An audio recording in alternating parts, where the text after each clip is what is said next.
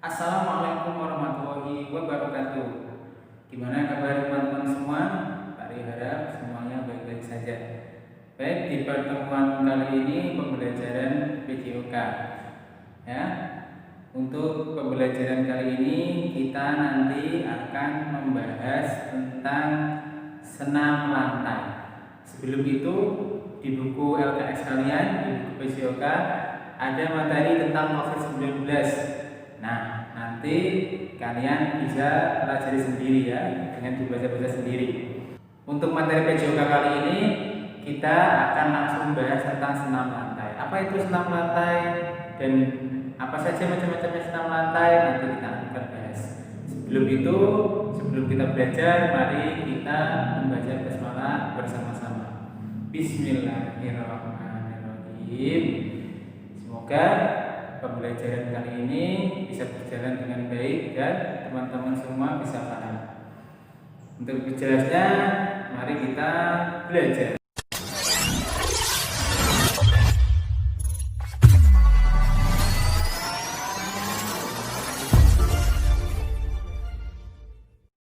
Olahraga dan kesehatan. Kali ini kita akan belajar tentang senam. Senam adalah bentuk latihan fisik secara sistematis dengan melibatkan gerakan-gerakan terpilih dan terencana untuk mencapai tujuan tertentu. Adapun senam lantai merupakan salah satu jenis senam yang meliputi berbagai keterampilan gerak. Kali ini kita akan membahas beberapa hal tentang senam lantai, di antaranya jenis-jenis senam lantai baik yang menggunakan alat maupun yang tanpa alat, tujuan dan manfaat senam lantai, latihan fisik untuk kegiatan senam lantai, serta aspek yang harus diperhatikan dalam kegiatan senam lantai. Senam lantai dapat dilakukan dengan bantuan matras. Unsur-unsur senam lantai terdiri atas gerakan mengguling, melompat, meloncat, berputar di udara, serta menumpu baik dengan tangan ataupun kaki. Senam lantai dapat dilakukan tanpa alat dan dengan alat.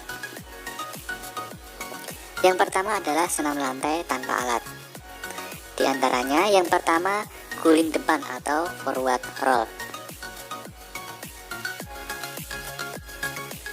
Guling depan merupakan gerakan berguling ke depan dengan urutan gerak dimulai dari tengkuk, punggung, pinggang, dan panggul bagian belakang. Yang kedua adalah guling belakang atau backward roll. Backward roll merupakan kebalikan dari forward roll atau guling depan. Gerakan berguling ini dimulai dari pinggul, pinggang bagian belakang, punggung, tengkuk, kemudian berdiri dengan kedua kaki. Yang ketiga adalah handstand atau berdiri dengan kedua tangan. Gerakan ini memerlukan kekuatan tangan. Untuk melakukan gerakan ini, kalian bisa menggunakan bantuan teman atau bisa bersandar pada dinding. Pastikan kalian aman untuk melakukan gerakan ini. Yang keempat adalah headstand, berdiri dengan kepala. Untuk melakukan headstand ini tidak serta-merta hanya kepala yang digunakan sebagai tumpuan, namun kita tetap menggunakan kedua tangan untuk membantu kepala menjadi tumpuan saat berdiri. Yang kelima adalah neck spring atau guling lenting. Gerakan guling lenting ini diawali gerakan seperti saat melakukan roll depan, kemudian dilanjutkan dengan melakukan lentingan tubuh ke depan atas dan diakhiri dengan berdiri.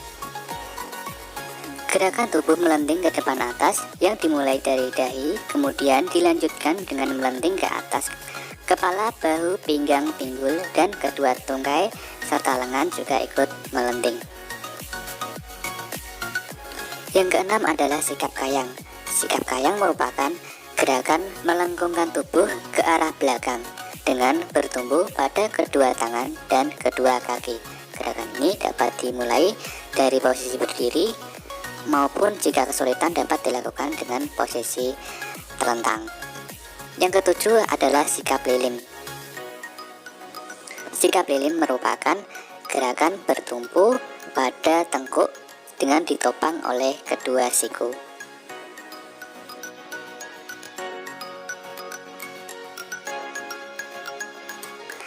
Yang kedelapan, sikap kapal terbang. Sikap kapal terbang ini merupakan gerakan bertumbuh dengan satu kaki, posisi tubuh sejajar dengan lantai, kedua tangan direntangkan. Untuk melakukan gerakan ini, pastinya kita harus memiliki keseimbangan yang baik. Yang kesembilan adalah meroda. Meroda merupakan gerakan berputar dengan bertumbuh kepada kedua tangan secara bergantian, kemudian bertumbuh kepada kaki. Selanjutnya kita akan membahas beberapa contoh senam yang menggunakan alat. Yang pertama adalah kuda pelana. Yang kedua, gelang-gelang atau ring gimnastik. Yang ketiga, kuda lompat.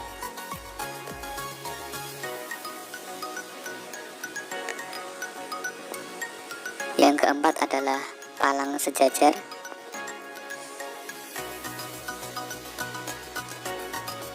Yang kelima, palang tunggal.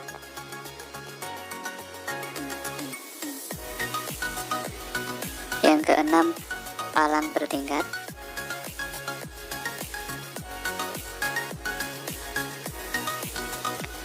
Yang ketujuh adalah balok keseimbangan.